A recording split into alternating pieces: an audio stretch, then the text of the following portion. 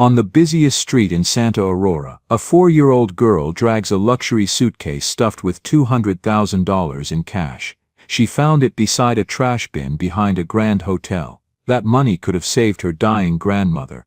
But instead, the little girl chose to carry her family's only hope to the police station.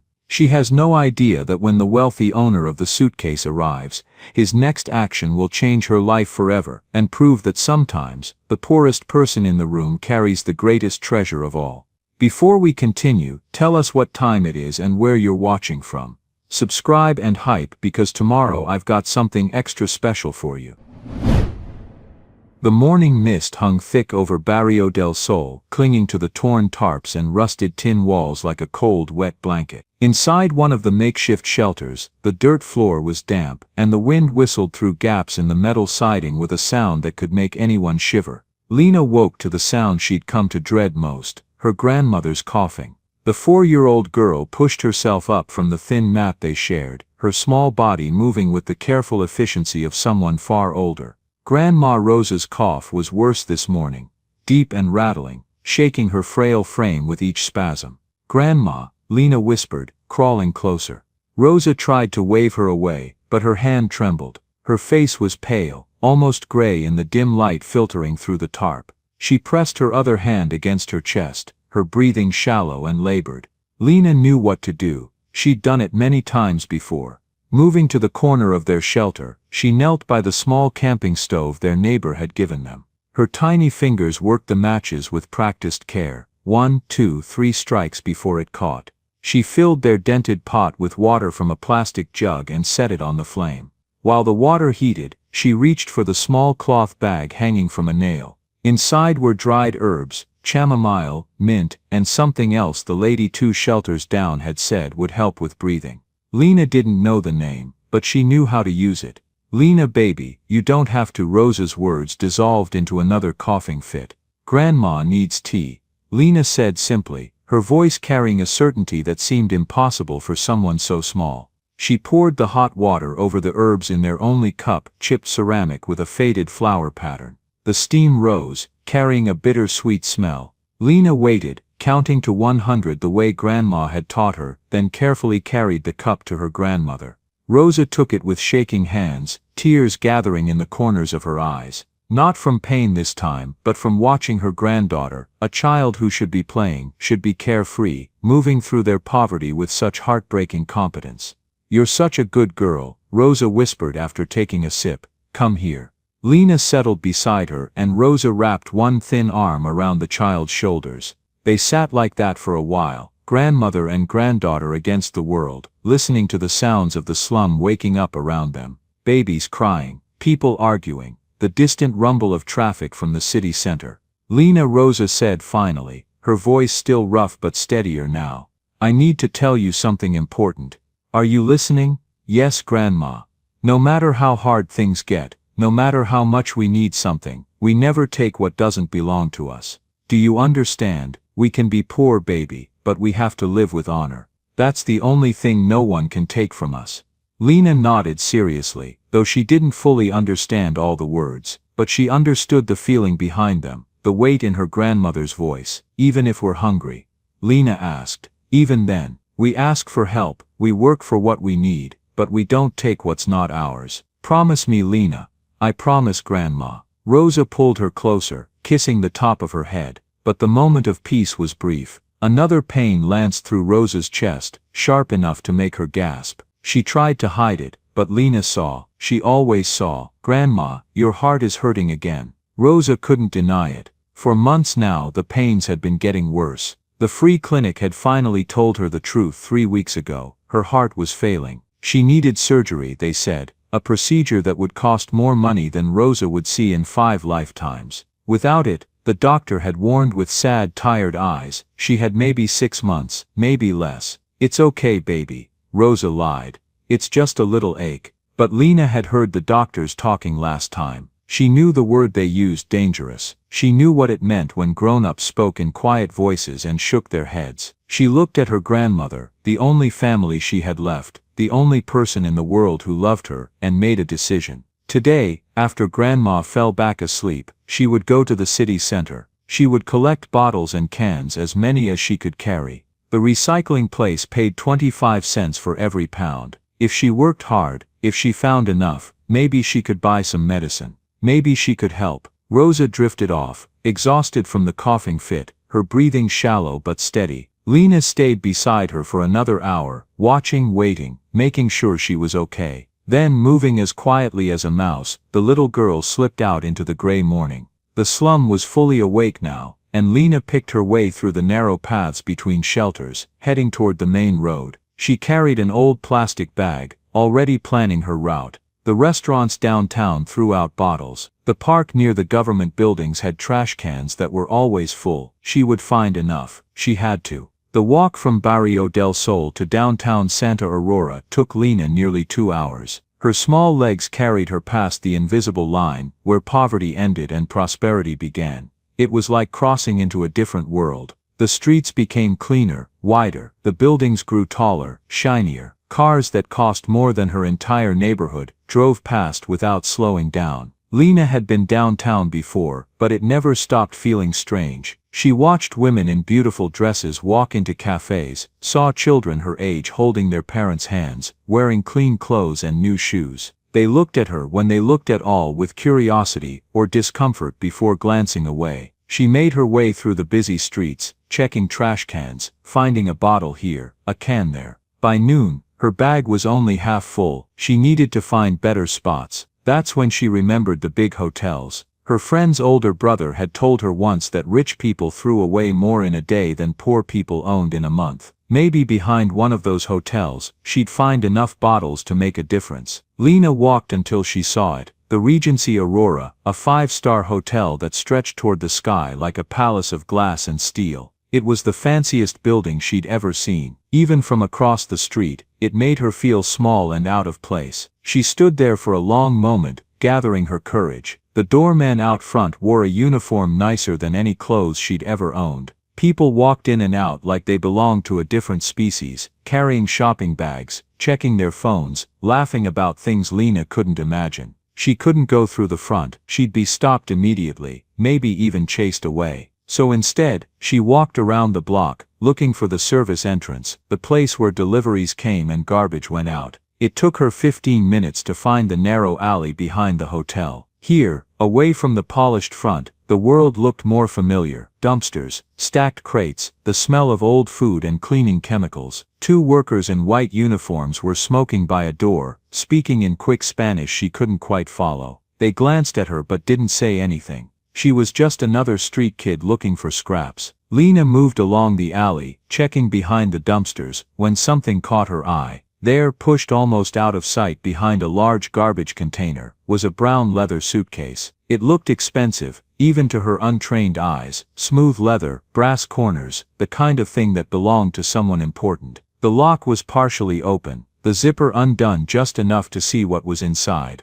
Lena's heart began to pound. She looked around. The workers weren't paying attention. The alley was otherwise empty. She knelt down and pulled the suitcase toward her. It was heavy, heavier than it should be. With trembling fingers, she opened it wider. Money, stacks and stacks of money, bound with paper bands, arranged in neat rows. More money than Lena had ever imagined could exist in one place. The bills were mostly hundreds. She recognized them from when Grandma occasionally got one from a generous neighbor and talked about it for days. Lena's breath came in short gasps. Her hands shook as she touched one stack, pulling it out to look at it more closely. The band said $10,000. There were dozens of stacks just like it in the suitcase. This was enough money to save Grandma. Enough money for the surgery, for medicine, for food. Enough money to get them out of the slum, to give them a real home, a real life. All she had to do was close the suitcase and walk away with it. No one had seen her. No one would know. Lena's heart pulled in 2 directions at once. In her mind, she saw her grandmother's gray face, heard her labored breathing, remembered the doctor saying dangerous in that quiet final way. She saw their torn tarp shelter, the damp dirt floor, the endless struggle just to survive another day. But then she heard Grandma's voice, as clear as if her grandmother was standing right beside her. "We never take what doesn't belong to us. We can be poor, baby, but we have to live with honor."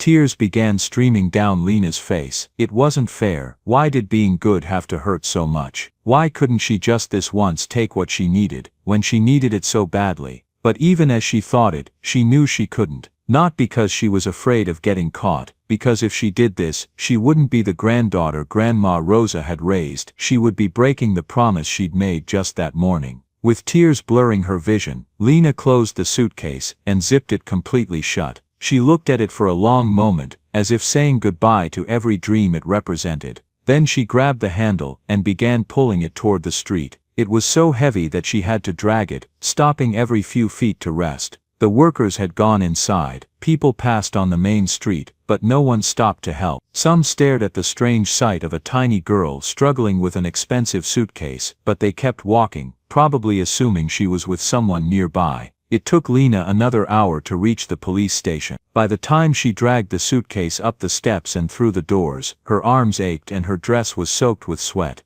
The police station was a stark fluorescent-lit building that smelled like coffee and old papers. 3 officers sat at desks in the main room, 2 men and 1 woman, all of them looking up in surprise when a 4-year-old girl dragged a leather suitcase across their floor. "Hey sweetie, are you lost?" the female officer asked, coming around her desk. She had kind eyes and spoke gently. Her name tag read Officer Martinez. Lena shook her head. "I found this," she said, her voice small but clear, "behind the Regency Aurora Hotel. I think someone lost it." The officers exchanged glances. One of the men, older with gray hair, walked over and crouched down to Lena's level. "You found this, by yourself?" "Yes sir, it was behind the garbage cans. The lock was open, so I looked inside to see if there was a name or something. There's money in it, a lot of money, so I brought it here." The gray-haired officer, Sergeant Torres, according to his badge, carefully laid the suitcase flat and opened it. His eyes widened.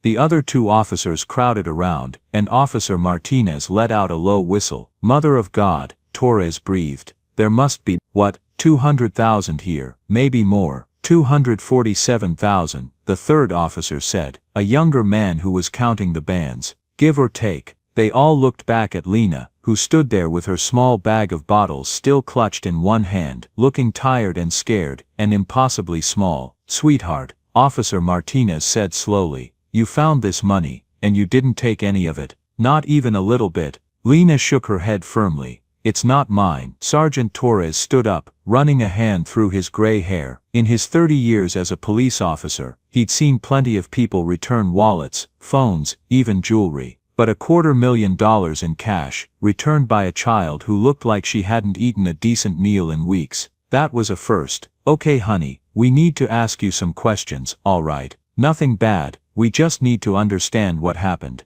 Can you tell us your name?"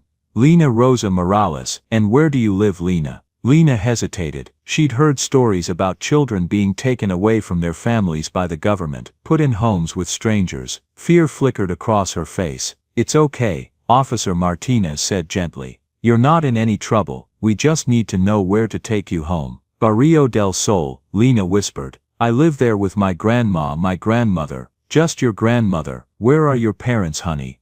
"They died when I was a baby, a car accident." The officers' faces softened further. Sergeant Torres pulled out a form and began writing, while Officer Martinez went to the break room and returned with a package of cookies and a cup of hot chocolate. "Here sweetie, you must be hungry after all that walking." Lena took the cookies gratefully, but after eating 2, she carefully wrapped the rest in a napkin. "For Grandma," she explained. "She didn't eat breakfast." Officer Martinez had to turn away for a moment, blinking hard. They took Lena's statement, where she found the suitcase, what time, whether anyone saw her. She answered everything honestly, her voice never wavering. While they talked, the younger officer was making calls, trying to trace the suitcase and its owner. They'd been at it for about 20 minutes when the station door opened, and a man walked in. He was young, maybe 30, wearing a suit that probably cost more than Sergeant Torres made in 3 months. His watch caught the fluorescent light, definitely a Rolex. Dark hair, sharp features, and an expression of barely controlled panic. "I'm Adrian Valdez," he said, his voice tight with stress.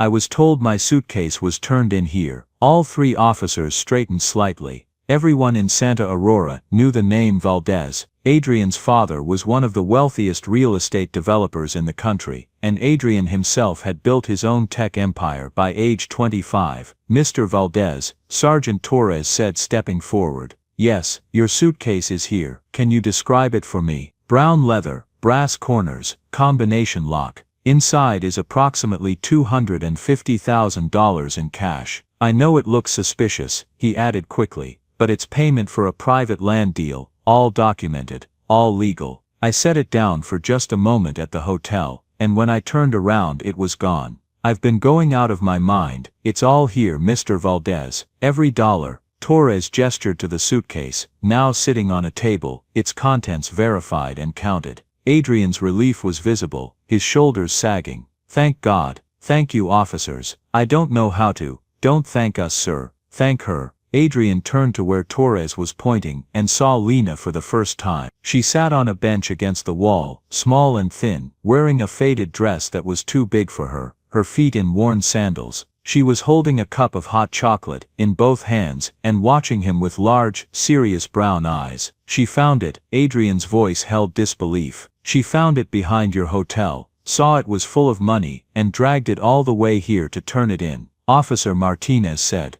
"She's 4 years old." Adrian walked slowly toward Lena, crouching down the way Sergeant Torres had earlier. Up close, he could see how thin she was, the shadows under her eyes, the way her clothes hung on her small frame. "You found my suitcase?" he asked gently. Lena nodded. "And you brought it here instead of keeping it?" Another nod. Adrian was quiet for a moment, studying her face. "Why?" It was Officer Martinez who answered.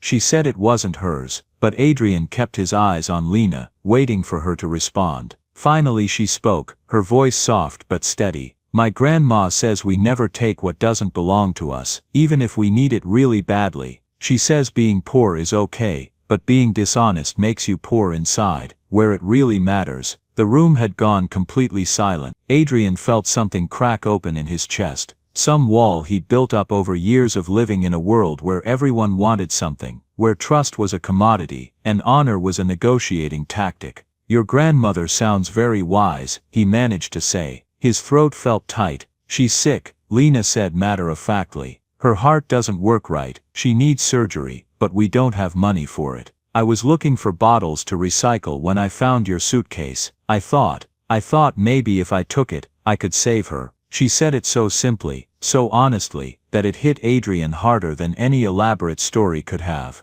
This child had held in her hands the solution to her worst problem, and she'd given it up anyway. "But you didn't take it?" "No, sir, because Grandma wouldn't want me to. She'd rather die than have me steal, even to save her. That's what honor means." Adrian felt his eyes burning. He couldn't remember the last time he'd cried. Maybe when he was younger than Lena, before his parents taught him that emotions were weakness and vulnerability was dangerous. But this little girl, who had nothing, who was facing losing everything, had just given him a lesson in integrity that shamed everything he thought he knew. "Officers," he said, standing up but keeping his voice level, "there's a reward for returning lost property, correct?" "Yes, sir," Torres said. "Usually 10% of the value. Then Lena has earned $25,000. The officers looked at each other, then at Adrian, then at Lena, who didn't seem to understand what that number meant. "That's very generous, Mr. Valdez," Officer Martinez said. "It's not generous, it's what she earned. It's also not enough." Adrian pulled out his phone, already making a call. "I need the number for San Felipe Hospital, whoever's in charge of cardiac surgery." He looked back at Lena, who was watching him with confused hope in her eyes. "Where's your grandmother now, Lena?" "At home. She's resting. The walk here is too far for her. Can you take me there?" "I'd like to meet her." Lena hesitated, glancing at the officers. Officer Martinez smiled and nodded. "It's okay, honey. Mr. Valdez is a good man. He'll make sure you get home safely." Adrian finished his call, having made an appointment with the chief of cardiology for the following morning. Then he held out his hand to Lena. "Come on, let's go meet your grandma." Lena took his hand, her tiny fingers disappearing into his palm. As they walked out of the police station together, the billionaire and the child from the slums, Sergeant Torres shook his head in wonder. "In 30 years, he said to no one in particular, I've never seen anything like that." "Me neither," Officer Martinez agreed. watching through the window as Adrian helped Lena into his car, a sleek black Mercedes that cost more than most people's houses. Me neither. The drive to Barrio del Sol took only 20 minutes in Adrian's car, but it felt like crossing into another dimension. The smooth highways gave way to broken roads, then to dirt paths. Buildings became shacks, and shacks became shelters made of whatever materials people could find.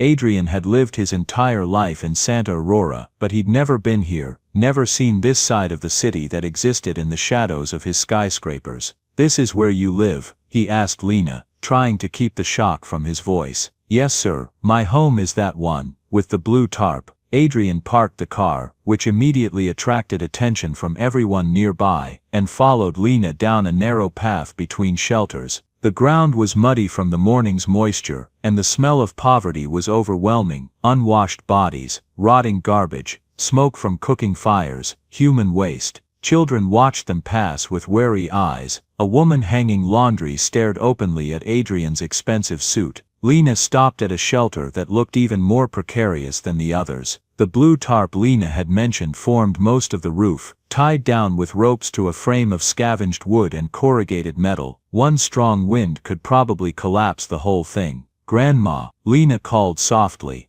ducking through the tarp that served as a door. "Grandma, I brought someone." Adrian had to bend nearly in half to follow her inside. The space was tiny, maybe 8 feet by 10 feet. With a dirt floor covered partially by a worn carpet that looked like it had been rescued from someone's trash. In one corner was the camping stove he'd heard about, in another corner a few cardboard boxes that seemed to contain their possessions. 2 thin mats lay against one wall, covered with blankets that were mostly holes held together by a few remaining threads. And there, slowly sitting up from one of the mats, was Grandma Rosa. She was old, Adrian guessed maybe 70. Though poverty probably made her look older than she was. Her hair was white and pulled back in a simple bun, her face lined with wrinkles that spoke of a hard life, but her eyes were clear and sharp, and despite her frailty, she held herself with a quiet dignity. "Lena, baby, where have you been? I was worried." Rosa's voice was hoarse but gentle.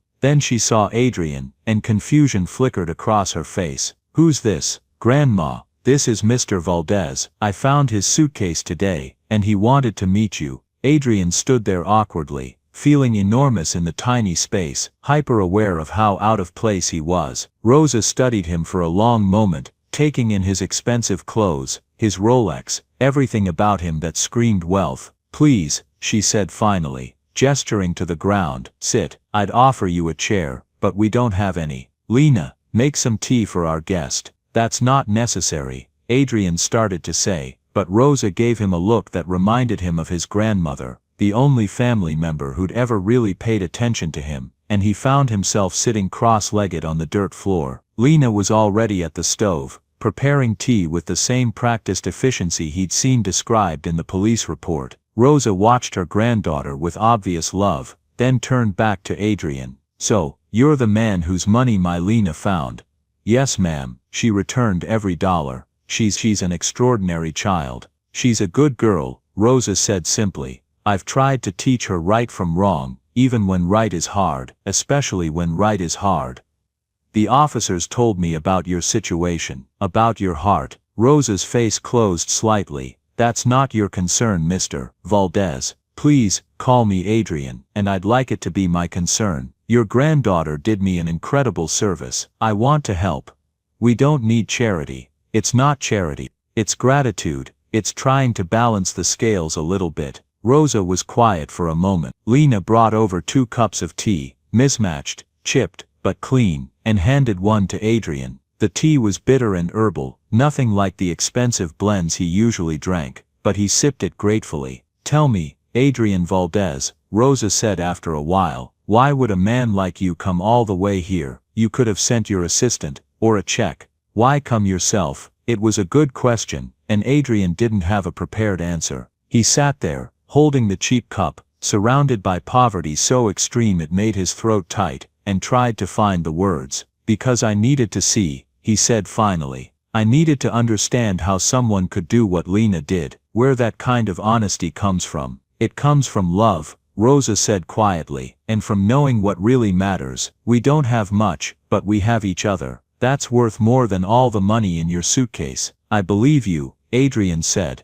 and he meant it. Can I ask you something personal? Rosa nodded, sipping her tea. The officers said Lena lives with just you. Her parents died when she was 6 months old, a drunk driver. My daughter and son-in-law, gone in an instant. Lena survived because she was in a car seat in the back. I took her in, of course. She's all I have left of my Maria, and you've raised her alone. Here, I did better before. I had a job cleaning houses, made enough to rent a small apartment, but then my heart started failing, and I couldn't work anymore. We lost the apartment 3 months ago. This is what we could afford. Adrian looked around the shelter again, seeing it with new eyes. Every detail spoke of Rosa's attempts to maintain dignity in impossible circumstances. The clean cups, the neatly folded blankets, the way Lena's few pieces of clothing were hung carefully on a rope stretched across one corner. I want to help, he said again. Please, let me help.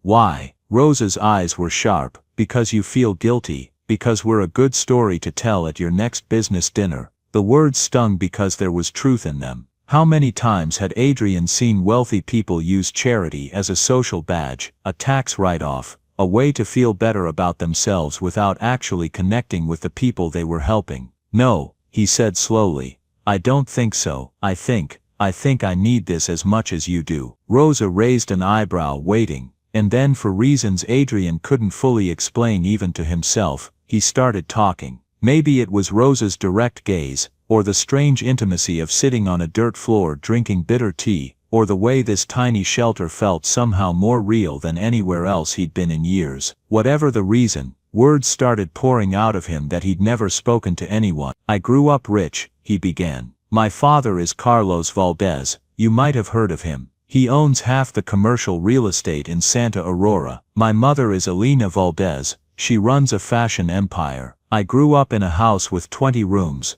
servants, everything you could imagine. He paused, took a breath, and I was completely alone. Rosa didn't say anything, just listened, and somehow that made it easier to continue. My parents were always working, always busy, always somewhere else. I had nannies, tutors, drivers, a whole staff of people paid to take care of me, but no one who actually cared. Not really. My father cared about his business deals. My mother cared about her reputation. I was just another project to manage. Lena had come to sit beside her grandmother, listening with solemn attention. When I was 6, Adrian continued, I won an award at school, first place in a science competition. I was so excited. I thought maybe this time, they'd come. They'd see what I did. But my father sent his assistant with a check for the school. My mother was at Fashion Week in Milan. They didn't even call. His voice cracked slightly, and he cleared his throat, embarrassed.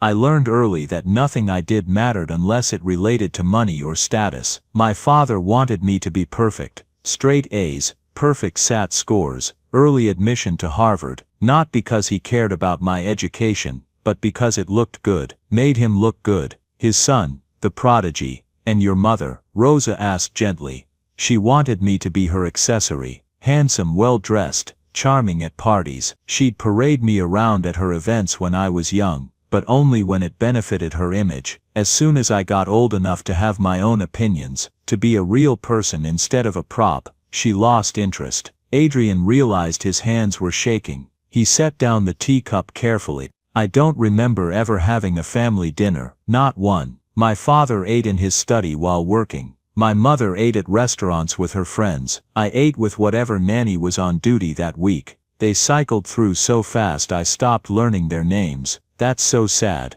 Lena said softly. Adrian looked at her, this tiny girl who had nothing but seemed to understand everything. I built my company partly to prove I could, partly to escape. Made my first million at 22, my first 10 million at 25. Do you know what my father said when I told him? Rosa shook her head. He said, good, now you can buy your own house and stop being a burden. I was 25 years old and that was the longest conversation we'd had in 3 years. He laughed, but there was no humor in it. I have a penthouse apartment that I barely live in. I have a car worth more than most houses. I have investments, assets, connections, everything someone is supposed to want. And I'm so lonely I can't remember the last time I looked forward to going home." The words hung in the air of the small shelter.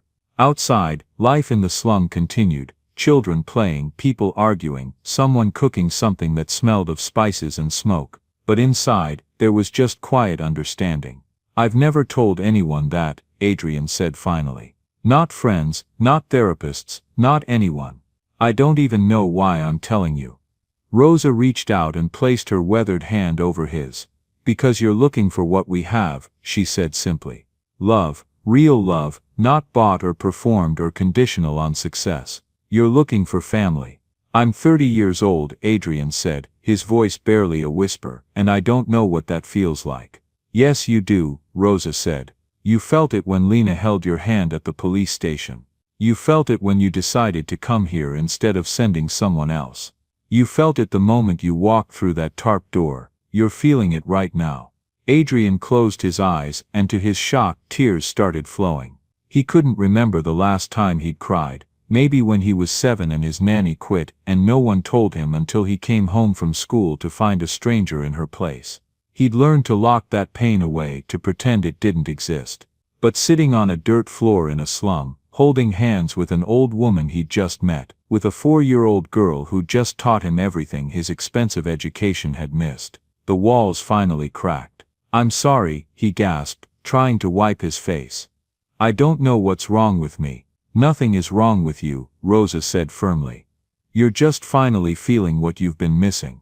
That's not weakness, Adrian. That's courage." Lena climbed into Adrian's lap, wrapping her small arms around his neck. "It's okay to be sad," she whispered. "Grandma says sometimes crying is how we let the hurt out so there's room for happy." Adrian held the little girl, this child who'd given up a fortune to stay true to her grandmother's teachings, and sobbed. For his lost childhood, for his absent parents, for 30 years of loneliness disguised as success. And Rosa, who'd lost her daughter, who was dying from a broken heart, who lived in a shelter made of tarps and hope, let him cry.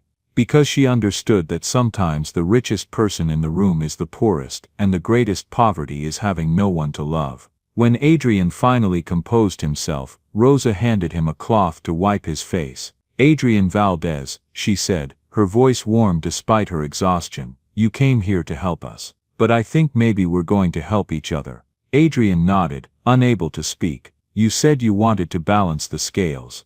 Here's how we'll do it. You help with my surgery, with getting Lena and me into a safer place, and we'll help you learn what you've been missing, how to be part of a family." "I don't know how," Adrian admitted. "Neither did we once," Rosa said, squeezing his hand. "But we'll figure it out together." As the afternoon faded into evening, Adrian sat with them, listening to Lena tell stories about her day, watching Rosa teach her granddaughter how to sort dried beans for dinner, participating in the small rituals of a life completely different from his own. And for the first time in longer than he could remember, Adrian Valdez felt like he'd come home. Adrian came back the next day. And the day after that. He'd arranged for Rosa to meet with the chief cardiac surgeon at San Felipe Hospital, the best in the region. But Rosa had insisted she felt well enough to wait a few more days. She wanted to get her affairs in order first, she said, to make sure Lena would be cared for if something happened during the surgery. On the 4th day, Adrian arrived in the late afternoon with groceries, not charity, he'd carefully framed it, but ingredients for dinner that he hoped Rosa would teach him to cook. He'd never learned. His childhood had been catered meals and restaurant food, and his adult life had been takeout and business dinners. But when he ducked through the tarp door, calling out a greeting, the scene that met him stopped his blood cold. Lena was crouched over her grandmother, her small hands on Rosa's shoulders, shaking her gently and crying. "Grandma, please, Grandma, wake up, Grandma." Rosa lay on her mat, eyes closed, her breathing shallow and ragged. Her skin had a grayish tint, and even from the doorway, Adrian could see that her lips were tinged with blue. He dropped the groceries and was at Rosa's side in 2 steps. "Lena, I need you to step back, okay? Let me check her." His hands shook as he felt for Rosa's pulse. It was there, but weak and irregular, fluttering like a trapped bird. Her forehead was covered in cold sweat. "What happened? When did she fall?" "I don't know." Lena was sobbing now, terrified. She was making lunch and she said her chest hurt really bad, and then she just fell down and she won't wake up. Adrian's medical knowledge was limited, but he'd seen enough to know this was critical. Heart failure probably. The kind of moment Rosa's doctors had warned about. Okay, it's okay Lena, we're going to help her. But we need to move fast. He scooped Rosa up, she weighed almost nothing, fragile as a bird, and carried her toward the door. She moaned softly, her eyelids fluttering but not opening. Lena, stay right behind me, don't let go of my jacket. He could feel the little girl's hand clutching the fabric of his suit as they rushed through the slum. People stared, some called out asking what was wrong, but Adrian didn't stop. His car was parked at the entrance to Barrio del Sol, a 5-minute walk that felt like an eternity. Rosa's breathing was getting shallower. Adrian could feel her heart struggling against his chest as he carried her, each beat weaker than the last. Hold on Rosa, he whispered urgently. Please hold on. Lena needs you. Just hold on. He reached the car and fumbled with the keys, finally getting the back door open. He laid Rosa across the back seat as gently as he could, then turned to Lena. Get in next to her, hold her hand. Talk to her, okay, keep her with us. Lena scrambled in, taking her grandmother's cold hand in both of hers. Grandma, I'm here, it's Lena, please don't leave me, Grandma, please. Adrian jumped into the driver's seat and started the engine, his hands shaking so badly he nearly dropped the keys. He pulled out his phone, calling the hospital as he peeled out of the parking area. This is Adrian Valdez. I'm bringing in a critical heart failure patient, late 60s, history of cardiac disease, currently unconscious. ETA 10 minutes. Have a cardiac team ready. He didn't wait for a response, just threw the phone on the passenger seat and drove faster than he ever had in his life, one hand on the wheel, one hand punching buttons to call his assistant. Maria, I need you to call ahead to San Felipe, tell them to prep for emergency cardiac surgery. Tell Dr. Santos I'm calling in every favor he owes me, just have everything ready. In the back seat, Lena was talking to her grandmother in a continuous stream, her voice high and frightened. Remember the story you told me about when you were little, Grandma? About the mango tree. You have to wake up and finish telling me that story. You promised you'd teach me your rice pudding recipe. You promised, Grandma. You can't leave without teaching me. Please wake up, please. Adrian's vision was blurring with tears, but he forced himself to focus on the road, weaving through traffic, running red lights, not caring about anything except getting Rosa to the hospital in time. How is she, Lena? I don't know. Lena's voice cracked. She's so cold, Adrian. Why is she so cold? The hospital is close, baby. Just 2 more minutes. Keep talking to her. But Lena had run out of words. She just held her grandmother's hand and sobbed, her small body shaking with the force of her fear. Adrian pulled into the emergency bay at San Felipe Hospital with a screech of tires. The cardiac team was already waiting, just as he'd demanded. Doctors, nurses, a gurney, female, approximately 70, end-stage heart failure, unconscious for approximately 15 minutes. Adrian rattled off as they lifted Rosa onto the gurney. Pulse is weak and irregular, breathing shallow. She needs surgery now. Dr. Santos, the chief of cardiology, a man who'd been Adrian's family doctor and who owed the Valdez family for funding a new cardiac wing, was barking orders. Get her to OR 3, I want a full cardiac panel and imaging stat. Someone get me her medical history. She doesn't have much, Adrian said, keeping pace with the gurney, as they rushed through the corridors. She's been too poor to afford treatment. Basic diagnosis of congestive heart failure, but no detailed workup. Then we're doing it now. Sir, you need to stay in the waiting area. Like hell, Adrian. Dr. Santos stopped and gripped his shoulder, his voice firm but kind. Let me do my job. I promise you, I'm going to do everything I can. But you need to take care of the little one. Adrian looked down. He hadn't even realized Lena had followed them in, was standing beside him looking lost and terrified in the bright clinical hallway. Go to the surgical waiting room. Someone will bring you updates. I've got her now. And then they were through the double doors marked authorized personnel only, and Adrian was left standing in the corridor, with Lena, who looked up at him with eyes full of a fear no 4-year-old should have to feel. Is Grandma going to die? Adrian knelt down and pulled her into a tight hug. Dr. Santos is the best doctor in the whole city. If anyone can help your grandma, it's him. But you don't know if she'll be okay. Adrian wanted to lie, wanted to promise everything would be fine. But he thought about Rosa's teachings, about honesty even when it's hard.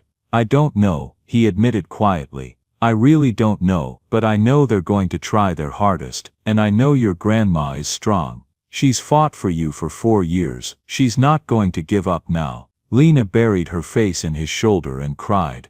Adrian picked her up and carried her to the surgical waiting room, a space he'd been in before when his grandfather had surgery, a space designed to be comforting, but that still felt cold and impersonal. He sat in one of the chairs, holding Lena in his lap, and waited. The minutes crawled by. Lena cried herself into exhaustion, and fell asleep in his arms, her breathing finally evening out. Adrian held her, afraid to move, afraid to do anything that might disturb her fragile peace. A nurse brought him coffee and a blanket for Lena. Dr. Santos sent word that the surgery has started, she said gently. It's going to be several hours. Can I get you anything? Something for the little one when she wakes up. Maybe some juice and crackers, Adrian said. Thank you. When the nurse left, Adrian looked down at the sleeping child in his arms. She was so small, so vulnerable, and she'd already lost so much. The thought of her losing Rosa too was unbearable. Please, he whispered to whatever God might be listening, please let her be okay. This little girl deserves to keep her grandmother, she deserves that much. Hours passed, night fell. Lena woke up briefly, drank some juice, asked about her grandma in a small voice, then fell back asleep. Adrian called his assistant to cancel all his meetings for the next 3 days. He called his mother, who sounded annoyed at being disturbed. He called his father, who didn't answer. Finally, near midnight, Dr. Santos emerged through the surgical doors. His face was exhausted but not grim, and Adrian's heart leaped. She made it through, Santos said, sitting down heavily in the chair next to Adrian. It was touch and go. Her heart was in worse shape than I expected. But we did a triple bypass, replaced one valve, and her heart is responding well to the repairs. She's going to live. If she makes it through the next 48 hours without complications, her prognosis is actually quite good. She'll need cardiac rehab, medication, lifestyle changes. But yes, Adrian, she should live. Adrian's hands were shaking again, but this time with relief so intense it felt like euphoria. Can I see her? She's in ICU, still unconscious from the anesthesia, but in an hour or so, yes, 5 minutes no more. She needs rest. Thank you, Diego, I mean it. Thank you. Santos patted his knee. That's what I do. But Adrian, that little girl is lucky to have you. Not many men would do what you're doing. I'm not doing anything special, I'm just trying to be decent. That's more special than you think. When Dr. Santos left, Adrian gently shook Lena awake. Lena, baby, wake up, I have good news. Her eyes opened, heavy with sleep, then suddenly alert. Grandma, the surgery worked. She's going to be okay. Lena burst into tears again, but these were different, tears of relief, of joy. She clung to Adrian, and he held her, both of them crying in the middle of the empty waiting room. She's really okay, she's really okay. She's sleeping now, but in a little while, we can go see her for a few minutes. I was so scared. I know, me too. When they were finally allowed into the ICU, Lena stood beside her grandmother's bed, holding the old woman's hand carefully to avoid disturbing all the tubes and wires. Rosa looked small and fragile in the hospital bed, but her color was better, and the monitor showed a steady, strong heartbeat. Grandma, Lena whispered, I'm here. You're going to be okay. The doctors fixed your heart. You're going to be okay. Rosa's fingers twitched slightly, as if responding to her granddaughter's voice even in sleep. Adrian stood in the doorway, watching them, and felt something settle in his chest. He'd saved her. They'd saved her. This family that had adopted him into their small, fierce circle, they were going to be okay. Rosa stayed in intensive care for 5 days. Adrian visited every morning and evening, and Lena stayed by her grandmother's bedside almost constantly, only leaving when the nurses insisted she needed to eat or sleep. But there was a problem. Lena couldn't go back to their shelter alone. She was 4 years old. She needed supervision, care, a safe place to stay. On the third day, Adrian solved it the only way he knew how. "Lena," he said gently, kneeling beside her chair in the ICU waiting room. "I need to ask you something." She looked up from the coloring book a kind nurse had given her. "How would you feel about staying at my house while your grandma recovers, just temporarily, until she's strong enough to come home?" Lena's eyes widened. "Your house, just for a little while, it's big, and you'd have your own room, and we could visit your grandma every day. Would grandma want me to?" "I think your grandma would want you to be safe and taken care of, and I promise you, that's what I'll do." Lena thought about it seriously, then nodded. "Okay, but just until grandma can come home." That evening, Adrian brought Lena to his penthouse apartment in downtown Santa Aurora. When she stepped out of the elevator directly into his foyer, her mouth fell open. "This is where you live?" "Yes, come on, I'll show you around." The penthouse occupied the entire top floor of one of the most expensive buildings in the city. Floor-to-ceiling windows looked out over Santa Aurora, the lights of the city stretching to the horizon. The furniture was modern and minimal, everything in shades of white, black and gray. It looked like something from an architecture magazine, beautiful and completely impersonal. Adrian watched Lena take it all in: the enormous living room, the kitchen with appliances that probably cost more than most cars, the bathroom that was bigger than their entire shelter had been. She touched things carefully, as if afraid they might break. "Are you hungry?" Adrian asked. "I can order anything you want. You don't cook." "I know, I don't really know how. Remember, that's what I was going to have your grandma teach me." Lena thought about this. "Can we have pizza?" Adrian smiled. "We can absolutely have pizza." While they waited for the food, he showed her the guest room he'd hastily prepared. A cleaning service had come through earlier in the day, and he'd ordered a bed, some basic furniture, even some stuffed animals he thought a 4-year-old might like. Lena stood in the doorway, staring. "This is all for me. If you want it, you can arrange things however you like." She walked in slowly, running her hand over the soft bedspread, looking at the stuffed rabbit sitting on the pillow. Then she turned back to Adrian with tears in her eyes. "I've never had my own room before. You do now, at least for now." That night, after pizza and a bath in the huge marble bathroom, Lena got into the bed, wearing one of Adrian's t-shirts as a makeshift nightgown.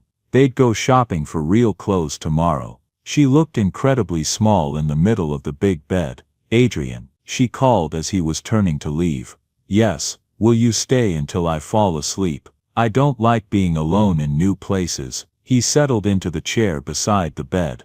"Of course. Can you tell me a story?" Adrian realized he didn't know any children's stories, so instead, he told her about the first program he'd ever written, about learning to code when he was 12, making it into an adventure about teaching computers to think. Halfway through, Lena interrupted. "Adrian, yeah, I'm really glad you found us. Even though it was because I found your suitcase, I'm glad." "Me too, Lena. Me too." She fell asleep a few minutes later. Adrian sat there for a long while, watching her sleep. This little girl who'd somehow become the center of his world in just a few days. Over the next 2 weeks, they fell into a routine. Adrian would work from home in the mornings, while Lena watched cartoons or colored. They'd visit Rosa in the afternoon. She was getting stronger, able to sit up and talk, though she tired easily. In the evenings, Adrian taught himself to cook simple meals with YouTube videos, and Lena helped or made suggestions based on what Grandma had taught her. She had nightmares sometimes, about losing her grandmother, about the shelter collapsing, about being alone. Adrian would hear her cry out and rush in, holding her until she calmed down, learning on the fly how to comfort a frightened child.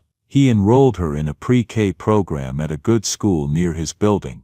The first day, Lena clutched his hand so tightly it hurt, but the teacher was kind, and by pickup time, she was excited to tell him about painting and story time. and a new friend named Maya. 3 weeks after the surgery, Dr. Santos declared Rosa well enough to be discharged. But discharged to where? The shelter in Barrio del Sol was impossible. She needed proper rest, good nutrition, less stress. Adrian had already thought of that.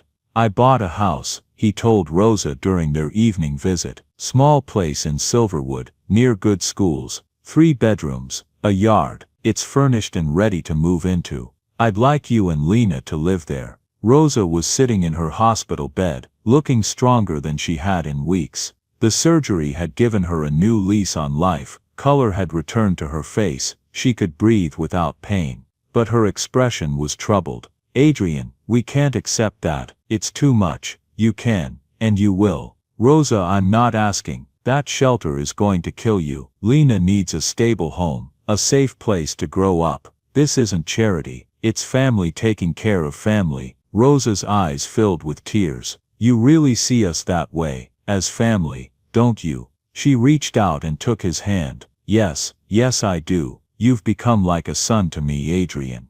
These past weeks, watching you care for Lena, seeing you try so hard to do right by us, I couldn't love you more if you were my own. Adrian had to look away, blinking hard. Then let me do this. Let me give you both a home. On one condition, Rosa said firmly. You visit often. You eat dinner with us. You don't just set us up somewhere and disappear. Because you're right, we're family now, and families stay together. I can do that. The house in Silverwood was perfect. A modest 3-bedroom ranch-style home, on a quiet street, with neighbors who waved hello and a small backyard with an oak tree. Compared to Adrian's penthouse, it was tiny. Compared to a shelter in Barrio del Sol, it was a palace. When Adrian brought them there for the first time, Rosa in a wheelchair, still recovering, and Lena bouncing with excitement, he felt more nervous than he had during any business presentation.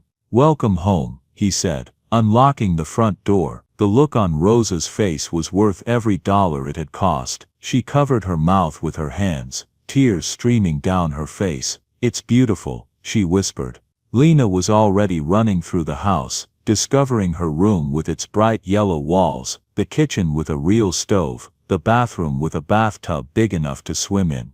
Adrian, come see, I have a closet, a real closet. He showed them around, the refrigerator stocked with food, the pantry full, the medical equipment he'd arranged for Rosa's recovery, everything they could need. There's something else, he said, leading them to the backyard. In the corner, near the oak tree, was a small garden bed already planted with herbs and vegetables. I remember you mentioning you used to have a garden, Adrian told Rosa, before things got hard. I thought maybe you'd like to have one again. Rosa couldn't speak. She just hugged him. This old woman, who'd been a stranger a month ago, and who now felt like the mother he'd never really had.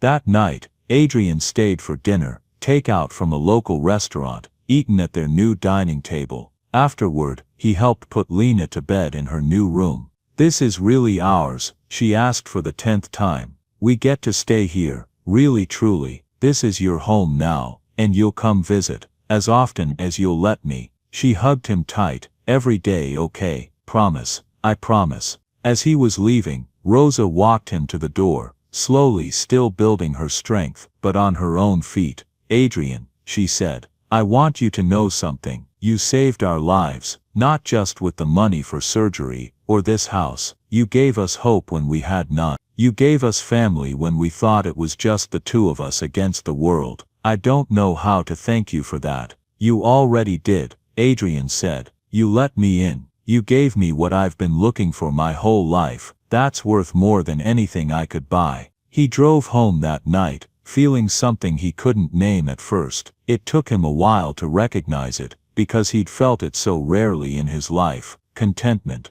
Pure, simple contentment. 6 months after Rosa's surgery, Adrian's company landed the deal of a lifetime. A major international corporation wanted to partner with him to expand his technology platform across Asia, starting with a massive project in Tokyo. The deal would triple his company's valuation overnight and establish him as a global player in the tech industry. There was just one catch. They wanted him in Tokyo for 2 years to personally oversee the expansion. The offer came in the form of a phone call from James Chen, the CEO of the corporation, during a regular Tuesday afternoon. Adrian was at Lena's school, watching her class perform a play about vegetables. She was playing a carrot, and she was taking it very seriously. "Adrian, this is a once-in-a-career opportunity," James said. "We're talking about a $150 million contract, with potential for 3 times that if the expansion succeeds, but we need you there, on the ground,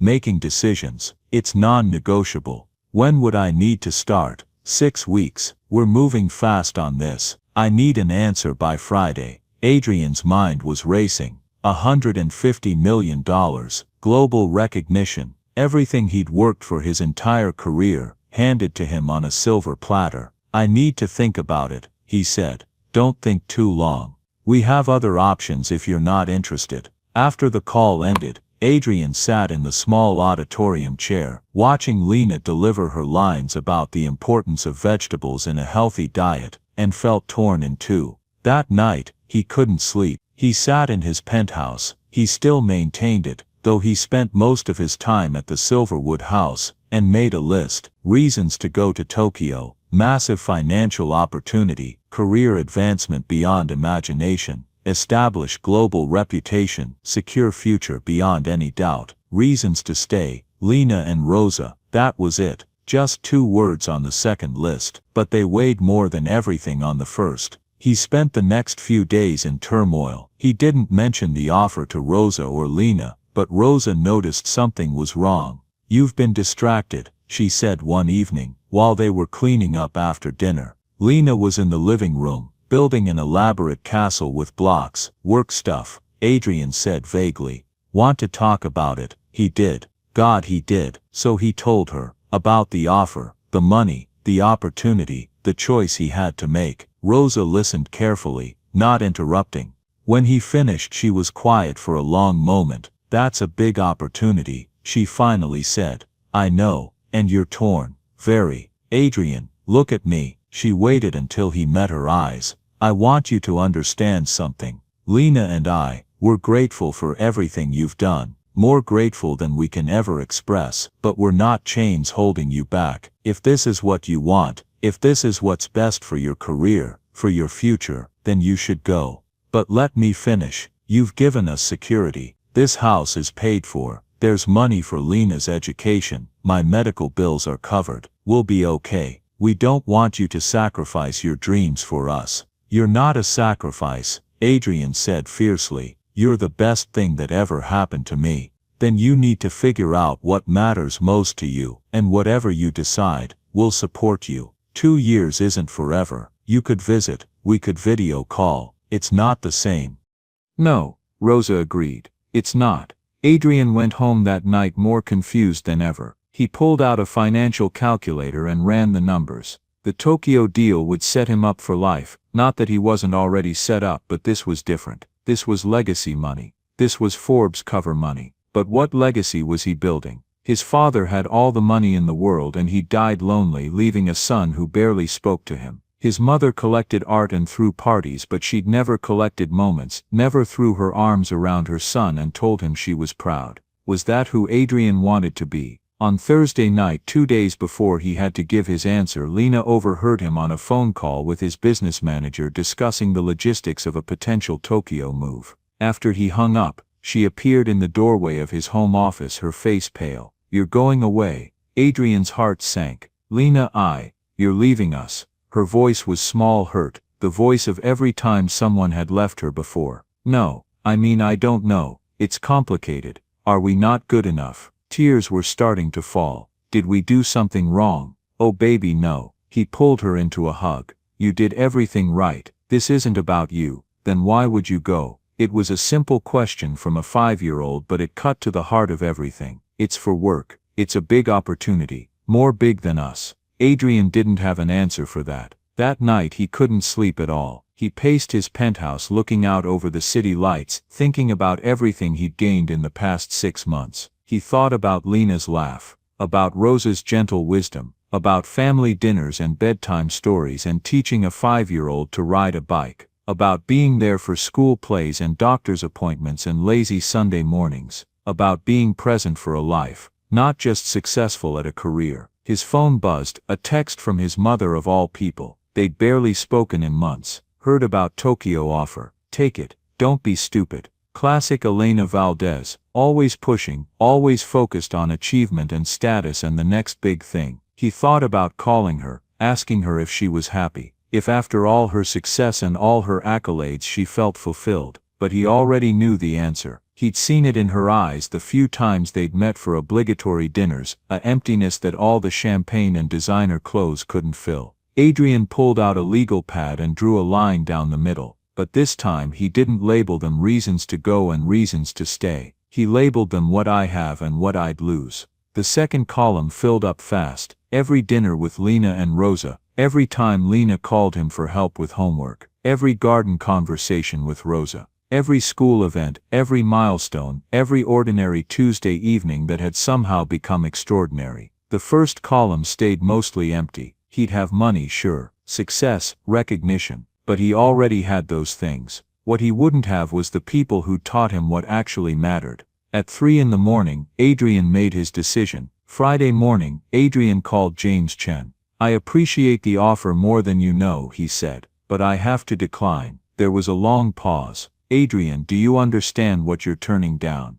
I do, completely, and I'm still saying no. May I ask why? Adrian looked at the photo on his desk, a recent picture of him with Lena and Rosa at the park, all three of them laughing at something Lena had said. It was the only personal photo he'd ever displayed in his office. Because I finally figured out what success actually means, he said. And it's not in Tokyo. That's disappointing to hear, but I respect your decision. If you change your mind, I won't, but thank you. After he hung up, Adrian sat for a moment, waiting to feel regret or second thoughts. Instead, he felt lighter, as if a weight he didn't know he'd been carrying had lifted. He drove to Silverwood, arriving just as Rosa was making lunch. Lena was at school, he'd pick her up later, and Rosa was in the kitchen humming quietly to herself. You look different, she said when she saw him. Good different. I turned down Tokyo. Rosa's hand stilled on the vegetables she was chopping. You did? Yeah, called them this morning. Adrian, are you sure? That's a lot to give up. I'm not giving up anything. I'm choosing something better. He sat at the kitchen table. Rosa, can I tell you something? Always my whole life I've been chasing success the way my parents defined it. More money, bigger deals, more recognition, and no matter what I achieved, it was never enough. There was always the next thing, the next milestone. I was miserable, but I thought that was just the price of success. He paused, gathering his thoughts, and then I met you and Lena, and for the first time, I felt like I was enough. Not because of what I'd accomplished or how much money I had, but just because I was part of something real, part of a family. Rosa's eyes were wet. Oh Adrian, 2 years in Tokyo would be 2 years of missing Lena grow up, 2 years of not being here when you need me, 2 years of going back to being successful and lonely, and I can't do that. I won't do that, but your career will be fine. I'll figure out a way to make the international expansion work without relocating. Or I won't, and I'll do something else. But what I won't do is sacrifice what matters most for what matters least. Rosa came around the table and hugged him. This woman who taught him more about life in 6 months than 30 years of expensive education ever had. You're learning, she said softly. You're finally learning what I've been trying to teach you. What's that? That the richest person isn't the one with the most money, it's the one with the most love. That afternoon, Adrian picked Lena up from school as usual. She'd been quiet and sad all week, worried about him leaving. Lena, he said as they drove home, I need to tell you something important. Her face fell. You're going to Tokyo. No, I'm not going anywhere. She turned to look at him, hope and uncertainty mixed on her face. Really, really, I told them no. I'm staying here, with you and Grandma, forever. Well, I'll probably travel sometimes for work, but I'll always come back. This is where I belong, with you guys, with my family. Lena burst into tears, happy tears this time, and Adrian had to pull over so he could hug her properly. I thought you were going to leave, she sobbed into his shoulder. I thought everyone always leaves. Not me, he promised. I'm not going anywhere. You're stuck with me. Good. she said fiercely, hugging him tighter. That night, the three of them celebrated with a special dinner, Rosa's famous chicken mole, which Adrian had been begging her to teach him to make. While they cooked together with Lena helping by stirring and tasting, Adrian felt a profound sense of rightness. This was what he'd been missing his whole life. Not a bigger bank account or a more impressive title. This connection, belonging, love. After dinner, while Lena was getting ready for bed, Rosa pulled Adrian aside. "I'm proud of you," she said. "I know that decision wasn't easy." "It was the easiest decision I've ever made," Adrian replied. "Once I figured out what I actually wanted." "And what's that?" "This you too. Coming home to people who are actually happy to see me. Being part of something that matters. I spent 30 years trying to earn my parents' approval, their attention, their love, and I finally realized I'm never going to get it. But I have something better now. I have you." Rosa squeezed his hand. "We love you too, Adrian. Your family, real family." Later, when Adrian was tucking Lena into bed, she looked up at him with serious eyes. "Adrian, can I ask you something? Anything? Are you my dad now?" Adrian's breath caught. They'd never defined their relationship, had carefully avoided labels, both of them aware of how complicated the situation was. "What do you want me to be?" he asked carefully. Lena thought about it. "I had a dad once, but I don't remember him. Grandma says he loved me very much, and I believe her. But you're here now. You take care of me and Grandma. You teach me things and make me laugh. That's what dads do, right?" "Yeah, baby, that's what dads do." "Then I think you're my dad, if that's okay." Adrian had to look away, blinking hard. "That's more than okay. That's the best thing anyone's ever said to me, so I can call you Dad, if you want to." She smiled, that beautiful bright smile that had changed his life. "Okay, good night, Dad." "Good night, Lena." He made it all the way to the living room before he broke down, sitting on the couch with his face in his hands, crying like he hadn't cried since he was a child. Rosa found him there and sat beside him, not saying anything, just being present the way she'd taught him to be. "I never thought I'd have this," Adrian said when he could speak. "A family that actually wants me around. A child who looks at me like I matter." "You do matter," Rosa said. "You've always mattered. You just needed to find the right people to show you." "Thank you," he said, "for letting me in, for teaching me what I was missing, for giving me a chance to be better than my parents were." "You don't need to thank us. You earned your place here, Adrian, by showing up, by caring, by being present. That's all family really is, people who choose each other and stick around." They sat together in the quiet house, and Adrian realized he'd never felt more at home anywhere in his life. Spring arrived in Santa Aurora, bringing warm sunshine and blooming flowers. Rosa's garden flourished, and she spent hours teaching Lena about different plants, about patience and growth and nurturing life. Her health had never been better.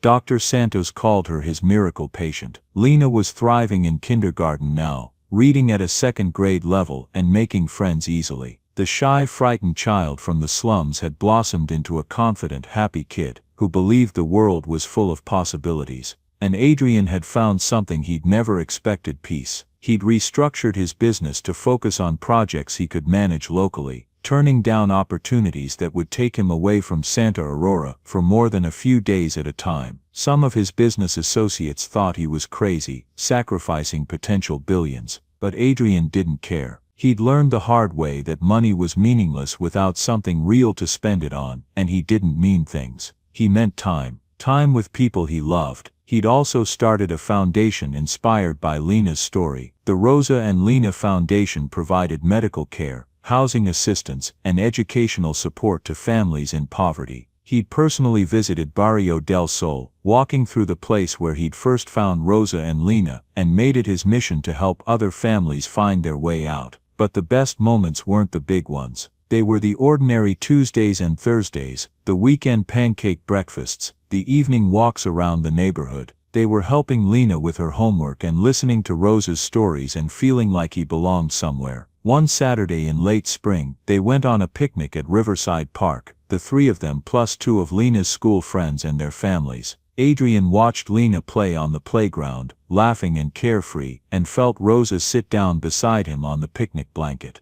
"You look content," she observed. "I am. Is that weird? After everything, all the drama of the past year, to just feel quietly happy. That's not weird. That's life. Real life, not the performance version. This is what it's supposed to feel like. They sat in comfortable silence, watching Lena hang upside down from the monkey bars, her hair hanging toward the ground, shrieking with laughter. "Adrian," Rosa said after a while, "I want you to know something. When you found us, when you came into our lives, I thought you were going to be our savior. The rich man who swooped in and fixed everything." "Rosa, let me finish. I was wrong. You didn't save us, we saved each other. You gave us security and opportunity, yes, but we gave you something you needed just as badly, a place to belong, a reason to come home. You gave me everything," Adrian said quietly, "and you've given it back tenfold. But more than that, you've shown Lena something crucial. You've shown her that family isn't just about blood, it's about choice. You chose us and we chose you. That's powerful, Adrian. That's the kind of lesson that will shape her whole life." That evening, back at the Silverwood house, they made dinner together, all three of them working in the kitchen, which had become their favorite room in the house. Rosa taught Adrian to make her mother's enchilada recipe, while Lena set the table and told them about a book she was reading. "It's about this girl who finds a magic door," she explained, "and behind the door is a whole new family who loves her, and she has to choose between them and her old family." "What does she choose?" Adrian asked, stirring the sauce carefully. "She doesn't have to choose.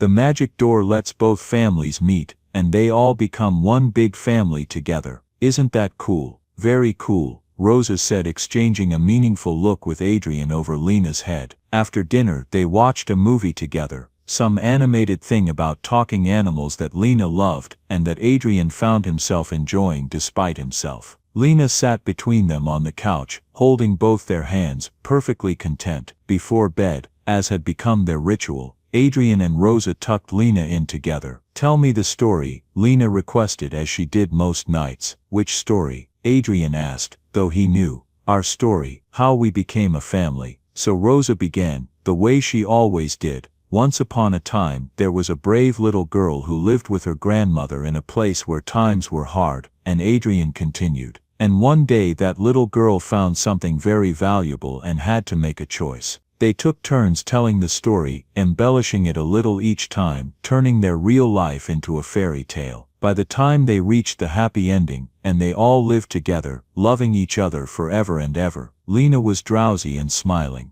"That's my favorite story," she murmured, already half asleep. "Mine too," Adrian said softly. After she was asleep, Adrian and Rosa went to sit on the back porch, as they often did. The garden was beautiful in the twilight, fireflies beginning to emerge, the air sweet with the scent of Rosa's flowers. "You know what's funny?" Adrian said. "A year ago, if someone had told me this would be my life, that I'd be sitting on a porch in Silverwood, helping raise a 6-year-old growing vegetables, I would have thought they were crazy. And now I can't imagine wanting anything else. My parents think I've lost my mind. My mother actually said I was wasting my potentials by not taking the Tokyo deal. My father hasn't spoken to me in months. Does that bother you?" "It used to. I spent 30 years trying to make them see me, trying to earn their love, but I've realized something: they don't know how to love." "Not really. They were taught that love is conditional, transactional, something you earn through achievement. They never learned what you taught me." "What's that?" "That love is just given freely. Not because someone deserves it or earned it, but because they're there and they're real and they matter. You and Lena loved me before I'd proven anything, before I'd earned it. You just loved me." Rosa's eyes glistened in the fading light. "You earned it by showing up,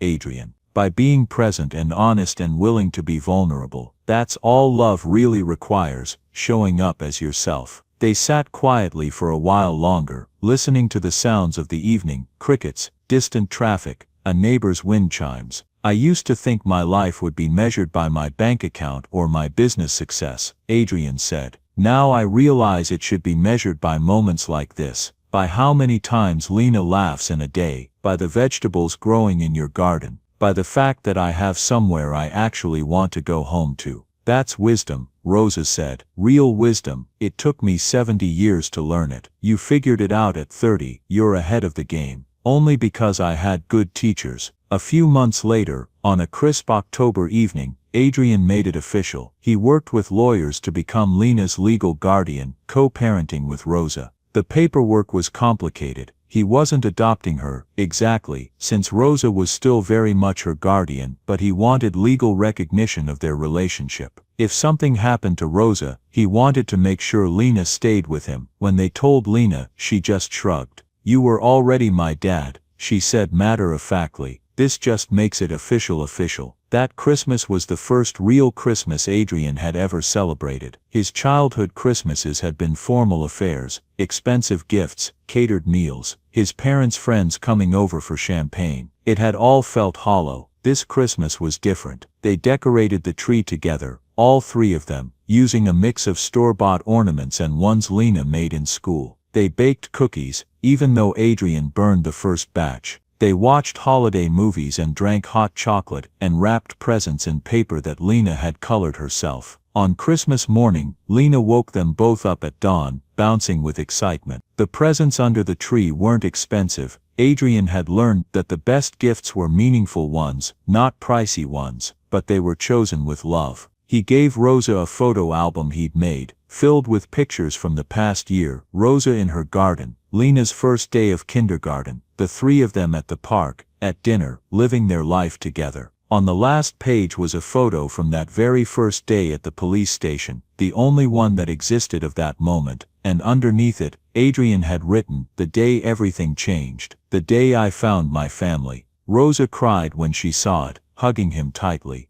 "I don't have words," she said, "for what you mean to us, for what this year has meant." "I know," Adrian said. "Me neither." Lena's present to him was a drawing she'd made at school, the three of them holding hands, standing in front of their house, with "Mi Familia" written carefully across the top. "That's us," she explained unnecessarily. "We're a family." The teacher said family means people who love each other, so I drew us. Adrian hung it in his office the next day, right above his desk where he could see it whenever he was working. People who visited would sometimes comment on it. The simple crayon drawing in its plastic frame, looking out of place among his business awards and expensive art. "That's my daughter's artwork," he'd say, and he never got tired of the way that felt my daughter. As winter turned to spring again, completing a full year since that life-changing day at the police station, Adrian found himself reflecting on everything that had changed. He'd gained a family, real family, built on choice and love instead of obligation and expectation.